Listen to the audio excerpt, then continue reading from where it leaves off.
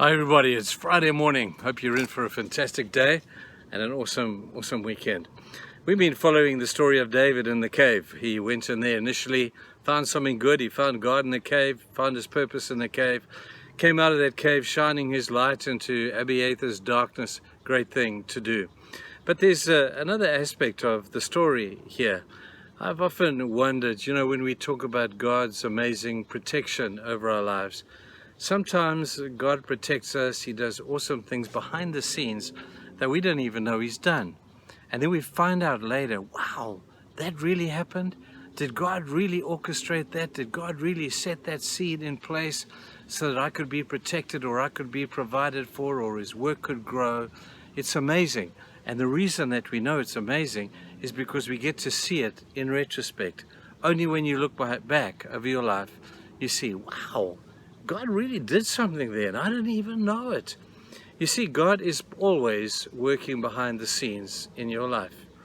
In the next chapter, 1 Samuel, in chapter 23, we have David being chased by Saul through the desert.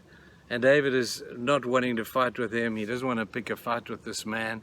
He's waiting for God's time to appoint him to be the next king. But Saul is on his tracks, and there was a man who betrayed David, and he reported to Saul where David was. And so one day Saul rallied his whole army, and he went after David, and it looked like David was about to be taken out. It looked like David's army of 600 now was going to be toast. These guys were going to give them a hiding. And David is running from the army of King Saul, when on the other side of the hill, King Saul's army is actually standing. And just before the clash is about to happen, David's little army is on this side, King Saul's army is on this side. King Saul gets a message to say the Philistines are attacking in another place. You need to leave chasing after David and go and fight the real enemy. And so Saul does that. In panic, he drops everything. He forgets that he's chasing David, and he goes and he fights the enemy that he should have been fighting in the first place. And David looks over the hill and he says, hey, where's the enemy gone? And God had done something in his sovereignty and in his amazing kindness and in his grace. God stepped in. He intervened. And he caused Saul to move off and to go and fight in another direction. I look at that and I think, isn't that amazing? But I wonder, in the light of heaven one day, when we get to hear the stories, and we get to speak with God, and we get to hear, we're going to have a lot of time in eternity to talk about these things.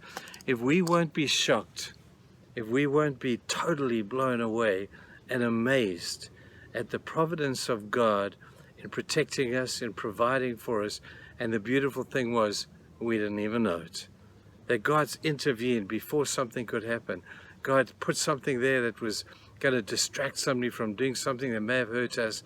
God is awesome, man.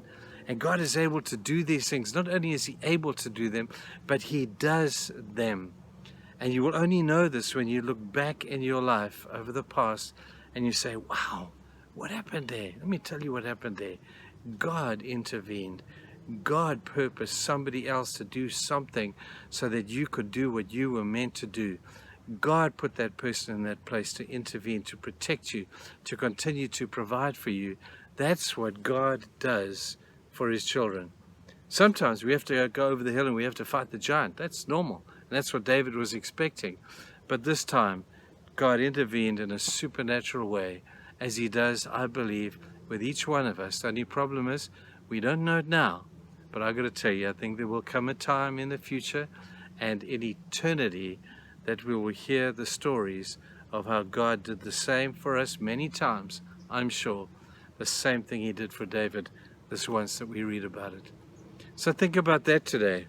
Just thank God today for his amazing ability to intervene in situations in your life, and that God is able to take those situations, purposefully use them for his purpose and for his kingdom. We have a great God, people.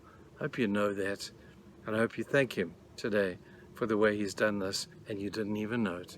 So let's thank him for that today. Have a fantastic day. Find yourself at church on Sunday, and let's get worshiping together. That's awesome. Have a wonderful day. Bye.